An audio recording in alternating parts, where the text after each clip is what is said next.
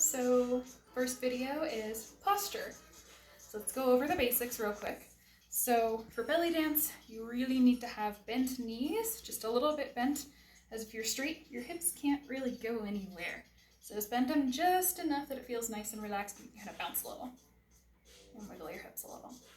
That should be about the right bend. You don't want to squat. That causes a lot of tension and it's not fun. I danced like this for 6 years. Not good. And then you want your feet to be underneath your hip bones. So by that, I don't mean out here. I mean where your femur connects into the hip socket. So that's probably a little narrower than you are used to. And try to keep your feet parallel.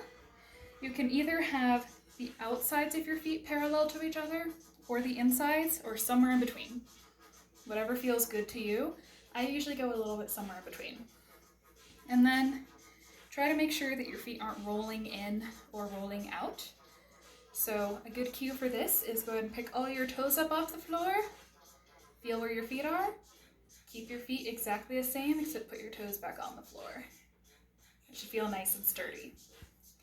And then the pelvis, we want to make sure it's not over tucked or anteriorly rotated, meaning that the hip bones are going forward.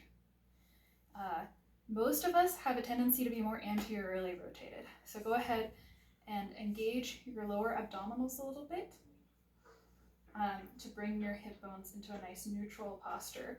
It should feel good. You should feel like you have some motion forward and back from there. So nice little lower abdominal engagement. And then the shoulders, you want to roll them down and back and then relax them. You don't have to be driving them down and back the whole time, because then you can't move them. So just do a couple of shoulder rolls. They sit there nicely. And then you can also think about your arms rotating out a little bit, so you get a little bit of a stretch across the front of the chest. But make sure that when you do that, you're not doing a chest lift and flaring your bottom ribs out. So go ahead and engage the upper abdominals to bring your ribs back to center so that your rib cage is sitting on top of your pelvis. And then another thing you can do that should feel really nice in the shoulders is imagine your shoulder blades sliding away from each other just a little bit. That should feel really nice and opening. And then the wrists and hands should be a little bit below the shoulder and a little bit in front of the shoulder. This helps with preventing shoulder injuries. And you can have your hands down or up. It's your preference. And make sure your elbows are just a little bit bent, because that makes it easier to do snaky stuff with them later. And then for the head, you want to make sure that you're not looking too far up or down, and you're not jutting your chin out.